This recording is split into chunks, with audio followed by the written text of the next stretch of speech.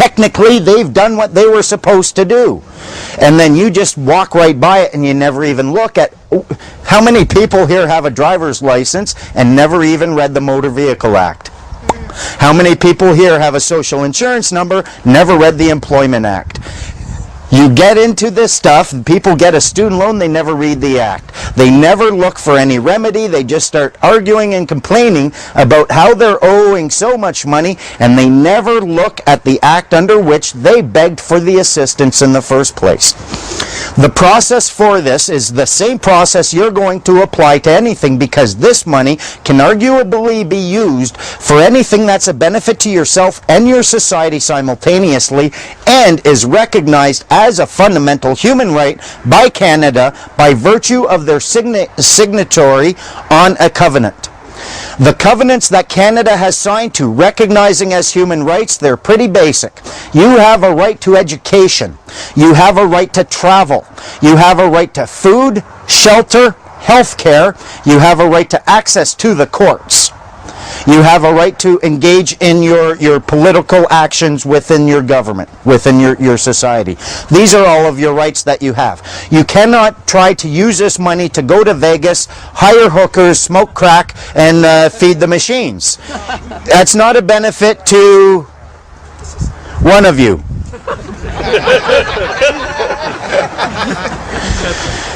You can't use it per se to build a big castle and claim, oh, this is the shelter I need. There must be limits there that you can argue and say, listen, this is what I have.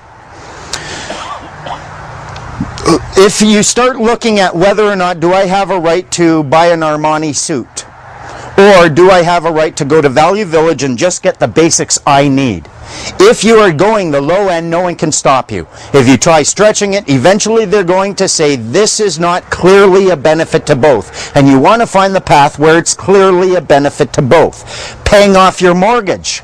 Ordering your mortgage paid. Done deal. Anytime you get an order, this has been used successfully by people to pay off court orders where they were ordered to pay to file income tax, and because they hadn't, well, they weren't ordered to file income tax, but they were ordered to pay $1,000 per charge for not filing. And then they never even tried ordering them again, but it came to $4,000. They used a bill of exchange drawn on this account to discharge this, and it was zeroed out. This is your money, folks. This is your country. We are all equal. Who do you think owns it? How do you think they evidence this ownership? How do you think they get the right to play with your money if not through this? And if that's not the case, why don't they tell you what this number is for on those documents? People they use deception. If you shine the light of truth on their deception, ask them questions. In the student loan program, I don't suggest you just run out and say, oh, I heard this guy and it made sense and I love what he's saying, so I'm doing it. There's due diligence that you must engage in. The first step is you write a letter to your MP, your MLA, the guy I'm telling you is your fiduciary agent, and ask them to deny it. Say, are you willing to deny this under your oath and upon full commercial liability? If they don't, you ask them a series of questions, and you say, you answer these questions, and if not, I do, and we're both bound by these answers. Because of this it's law. Because of this process, and it's beautiful, isn't it? Oh, that's why I'm laughing. I know, and it's so simple. We knew the law in grade 3, grade 4. We've been forgetting it since then. In grade 3, you knew how to play King of the Hill, tag your it.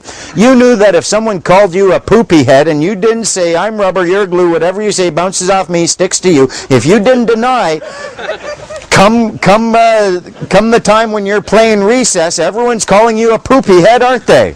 Because you didn't deny it. You knew the law, and this is simply a process of law. You're trying to get to a point where you can express an understanding. If this understanding is a result of you asking them questions, they refuse to respond, you then say, here's the answers, and we're both bound by it, and then from there you serve your notice of understanding. You say, listen, Canada has signed and acknowledged that I have a right to this free post-secondary education. Deny it. Tell me how. They have done everything they could, and the way to get them is you don't go after them and claim, we have this right and you have failed. You go at them and you say, we have this right and you have succeeded. Way to go. Thank you very much.